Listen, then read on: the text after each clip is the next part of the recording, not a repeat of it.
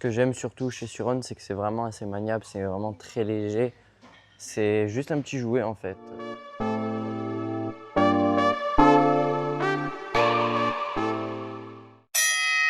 Salut la team, j'espère que vous allez bien. Aujourd'hui, une nouvelle vidéo moto. Donc aujourd'hui, présentation de la Lightbee 2025 de chez Suron.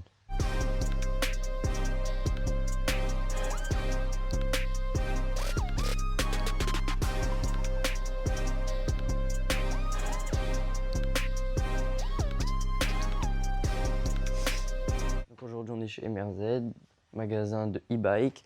Donc, ils ont reçu la nouvelle Suron Lightbee 2025. On va commencer par le début, je vais vous la détailler en entier. Donc, devant, on a la nouvelle face avant avec le phare et la nouvelle plaque de chez Suron. On a la nouvelle fourche couleur anodisée qu'ils ont changé du coup, comparément à l'ancien modèle. On a la selle qui a été changée avec plus de rembourrage et du coup un meilleur grip avec des nouveaux petits designs. Ils sont très discrets, mais très jolis. Regardez-moi ce violet, c'est une couleur qui est juste magnifique. Il existe plusieurs coloris sur ce modèle-là. Il y a aussi le kaki un peu militaire, qui à ce qui paraît est très joli, je l'ai jamais vu en vrai.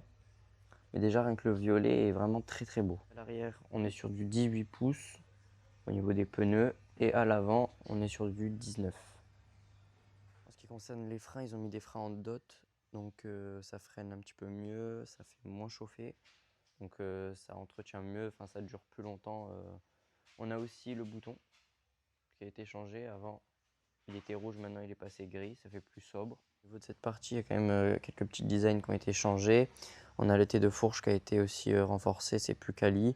Donc franchement, Suron, ils se sont bien améliorés depuis que j'ai acheté ma première Suron. Après là, on a la version homologuée, donc avec le support plaque qui est juste ici. Moi personnellement, je suis pas trop fan, je préférais mettre plus une plaque ici ou quoi. Avec aussi le feu du coup et les clignotants vu qu'on a la version homologuée. Il me semble, dites-moi dans les commentaires, mais je crois que les cale-pieds sur les premières Suron, ils n'étaient pas comme ça, je crois qu'ils étaient plus petits avec moins de grip. Là, ils ont été changés, ils ont l'air d'être un peu plus accrochants. On a aussi la face du contrôleur qui a été changée. On a le petit Suron sur le côté, devant on n'a plus rien.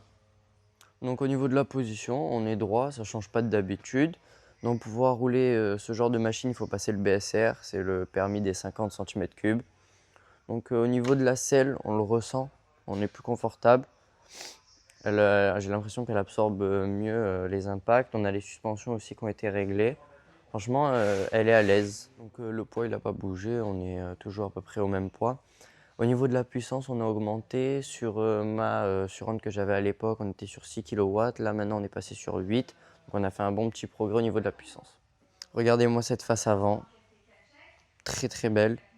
Donc, on va parler du prix. Elle est au prix de 4 990. Donc, pour une moto comme ça vaut vraiment le coup. Ce que j'aime surtout chez Suron, c'est que c'est vraiment assez maniable. C'est vraiment très léger. C'est juste un petit jouet en fait. C'est avec plein de puissance qui fait que s'améliorer. C'est une très très belle machine. J'espère que cette petite présentation vous aura plu. Donc dites-moi dans les commentaires si vous voulez qu'on fasse un petit test sur cette Lightbee de 2025. Et c'est déjà la fin de cette présentation. J'espère qu'elle vous aura plu. N'hésitez pas à liker, à commenter et à vous abonner. À la prochaine. Ciao.